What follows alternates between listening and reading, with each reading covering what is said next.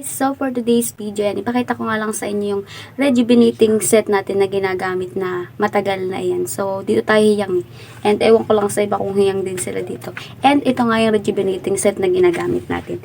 Perfect Skin. And kulay pink yung ating ginagamit. And mayroon ding mga rejuvenating set ng Perfect Skin na kulay blue. And meron pa other na kulay nito. And pang melasma ata yung kulay blue. And ito ang ginagamit ko kasi wala naman tayong melasma. Ayan.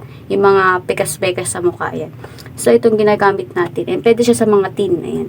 Lalo na kapag nag-18 ka na, pwede ka na gumamit ng ganito.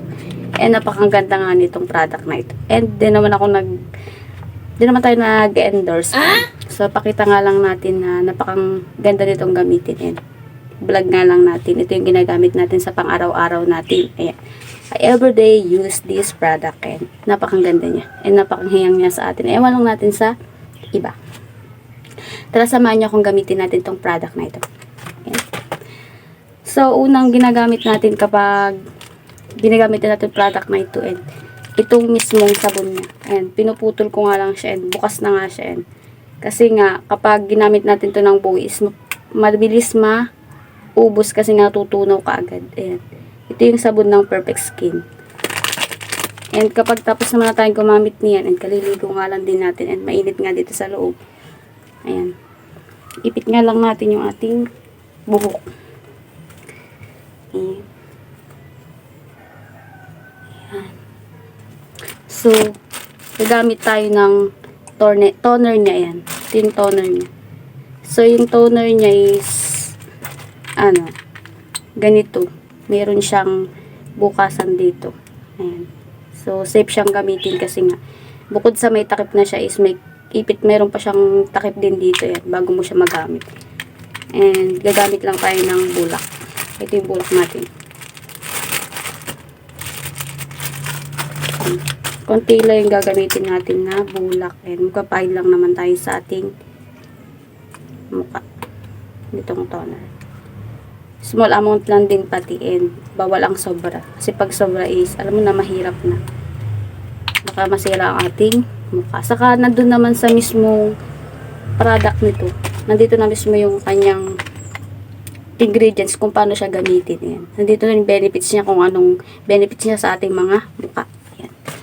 So, pag nagpapahid nga tayo is mayroon side na puro dun lang. Ayun. Hindi yung paiba-iba ganun. Kasi, ano yung ating mismong pimples natin kapag paiba-iba yung side ng ating pagpapahid sa ating mukha. Ayan. So, kung napapansin nyo, mayroon tayong tagihawat dito. And kapag nagkatagihawat nga tayo, is mabilis lang siya matuyo. Gawa rin siguro dito sa product na ito. Kasi nga matagal na rin natin gamit tong Perfect Skin na ito. Ayan. Nakakatuyo nga siya ng pimples. Ayan.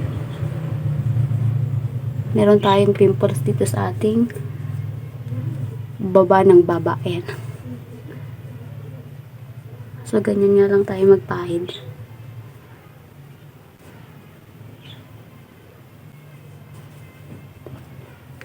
Lahat nga ng pwedeng pahidan is papahidan nga natin. Ayan.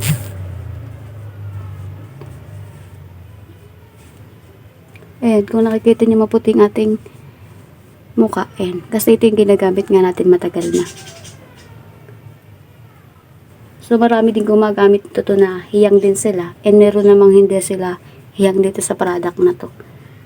Pero tayo is hiyang nga. Matagal na natin itong gamit. And yung kapatid ko rin ganito na rin ginagamit simula nung nag-18 siya. Ewan ko lang kung hiyang sa kanya. Kasi sa akin din siya kumukuha nitong product na ito. O-orderan ko siya. Ayan.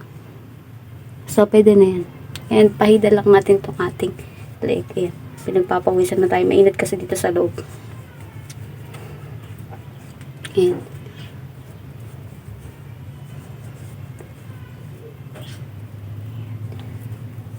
Ayan.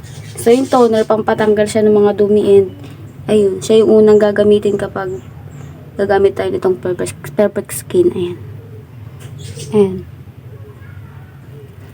So, ang next natin yung niya, yung cream niya ng sunblock niya pang umaga. Ito yun, guys. Ito yung takip niya, and meron siyang kutsara. Ayan. So, ewan ko kung para saan to. Siguro pangkuha dun sa mismong cream niya.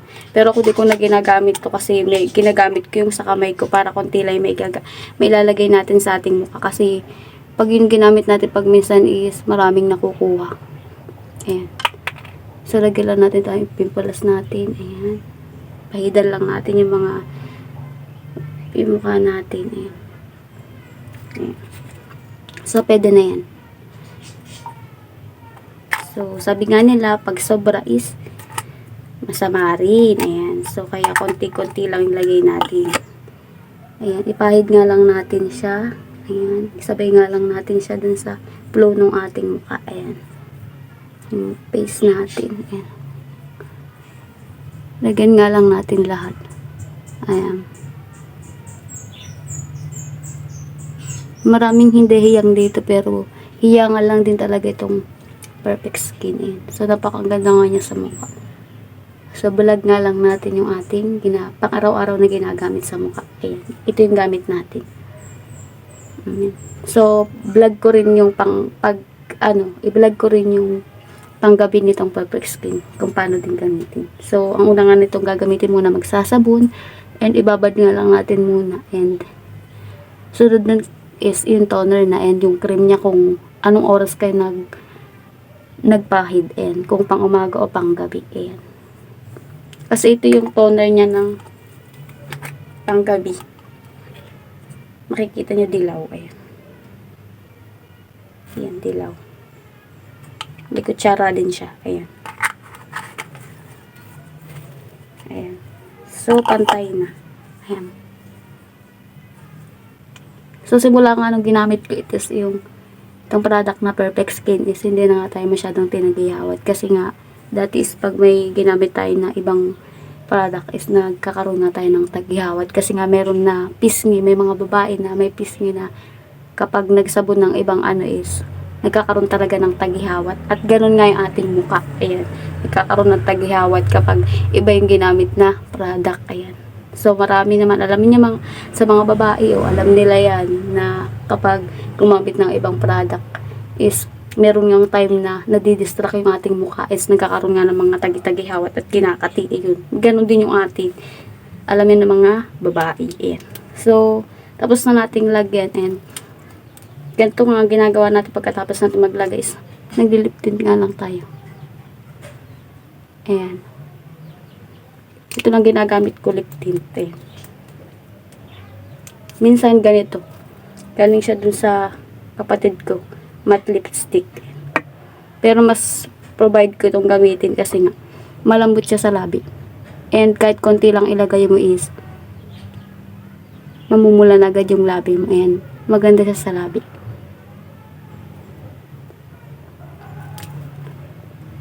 Yan, ganyan lang tayo.